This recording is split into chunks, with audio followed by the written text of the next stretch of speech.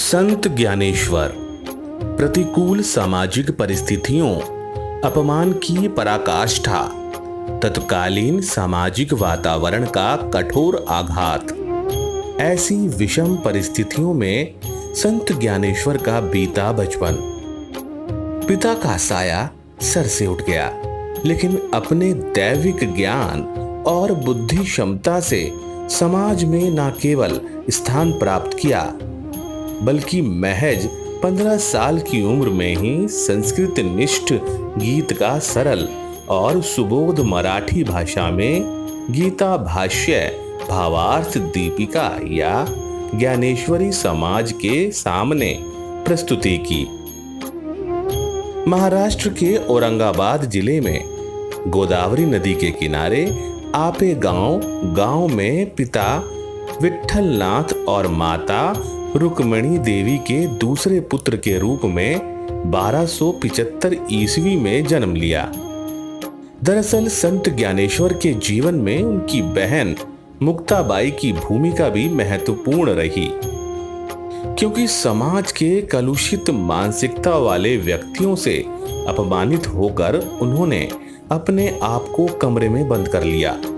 तब उनकी बहन ने ही उन्हें आध्यात्मिक ज्ञान की गंगा से परिचित करवाया और कहा कि संत बनने के लिए समाज की कड़वी बातों को सहन करना ही पड़ता है।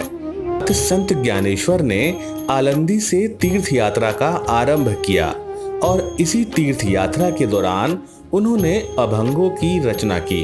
अपने अभंगों में ज्ञानेश्वर ने तत्व चर्चा की गहराइयों को ना नापते हुए अधिकार वाणी से साधारण जनता को आचार धर्म की शिक्षा दी। फल यह हुआ कि बालकों से वृद्धों तक के मन पर यह अभंग वाणी पूर्ण रूप से प्रतिबिंबित हुई। गुरु कृपा, नाम स्मरण और सत्संग ये परमार्थ पथ की 3 सीढ़ियां हैं, जिनका दिग्दर्शन संत ज्ञानेश्वर ने अपनी शिक्षाओं में मूलतः कराया। तत्व विचार तथा काव्य सौंदर्य के समान ही महाराष्ट्र के पारमार्थिक जीवन में भी ज्ञानेश्वर ने जो कार्य किए वे सभी क्रांतिकारी थे। उन दिनों कर्म कांड का बोलबाला था। समाज का नेतृत्व करने वाली पंडितों की परंपरा प्रभावहीन हो चुकी थी। ऐसी अवस्था में अध्यात्म ज्ञान की महत्ता स्थापित करते हुए सर्वसाधारण मानव के आकलन योग्य भक्ति मार्ग का प्रतिपादन ज्ञानदेव ने किया। पंडितों के ग्रंथों तक सीमित रहने वाला अध्यात्म दर्शन सामान्य समाज के लिए भी सहज सुलभ हो, इसे ध्यान में रखते हुए ज्ञानेश्वरी की रचना की गई।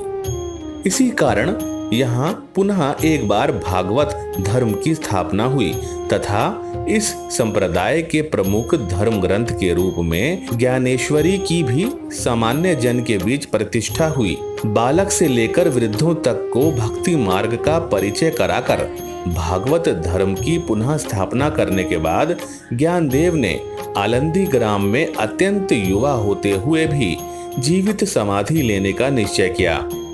मात्र 21 वर्ष 3 माह और 5 दिन की अल्प आयु में वह इस नश्वर संसार का परित्याग कर समाधिस्थ हो गए।